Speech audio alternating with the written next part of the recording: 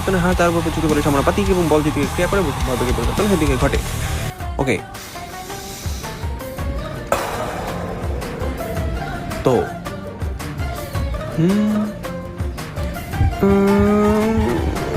আবার বলে গেছি, এই সূত্র মুখস্থ হয় না কেন? সবগুলাই খেয়ে ফেলতেছে। নিউটন স্যার ডেফিনেটলি আমাকে শত্রু হবে, তা না হলে আমার একটা সূত্র মুখস্থ হয় না। তিনি দিয়ে গেছেন তিনটা। এই যে এই শব্দ সেই আপেলের, এইটা দুনিয়াতে পড়ার পর থেকে এইসব সূত্র আসা শুরু হয়েছে। এই কিউরিওসিটি, এই একটা কাজ করো তো, এই আপেল আমার মাথায় মারো। নিউটন স্যারের মাথায় আপেল পড়ছে, তিনি বিজ্ঞানী হয়ে গেছে।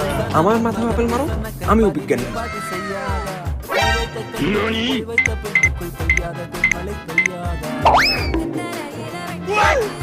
আরে নিউটনের সূত্র তো সহজ, এটা বোঝার জন্য আমাদের একটু সাইকেল চালাতে যেতে হবে।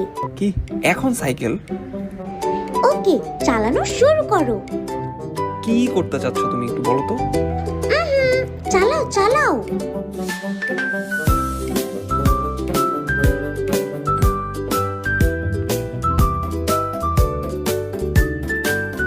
নিউটনের প্রথম সূত্র বোঝা শেষ। কখন বুঝলাম? দেখো, সবকিছুই নিজের মতো থাকতে চায়, যেভাবে মন চায়। যেমন তুমি সারাদিন ঘুমাতে চাও, এই নিজের মতো থাকতে চাওয়াটা হলো জড়তা। সাইকেলও একটা জড়তা ছিল, ও নিজের মতো স্থির ছিল, কিন্তু তুমি এসে এটাকে চালানো শুরু করলে। আবার সাইকেলটা যখন চলছিল তখন তুমি এটাকে থামিয়ে দিলে, অর্থাৎ তুমি ব্রেক না করলে সাইকেলটা চলতেই থাকতো। আবার তুমি চালানো শুরু না করলে এটা স্থিরই থাকতো। আর এটাই হলো নিউটনের প্রথম সূত্র। কি জানি, এখন তো এত কঠিন লাগছে না। আর বাকিগুলো সহজ। তুমি যখন স্থির সাইকেলটা চালানো শুরু করলে, তোমাকে তো একটা বল প্রয়োগ করতে হলো। এটাই সূত্র, F=ma, অর্থাৎ যতটুকু বল প্রয়োগ করবে তোমার সাইকেল স্পিড ততই বেশি হবে। বইয়ের ভাষায় বললে ভরবেগের পরিবর্তন ততই বেশি হবে। সিম্পল। আর 3 নাম্বারটাও তো সবচেয়ে সহজ। এটা ছোট আছে, এইটা আমি পাই। তাই নাকি? তাহলে আমাকে বোঝাও। আমি তো শুধু মুখস্থ করছি, কিছু বুঝি নাই।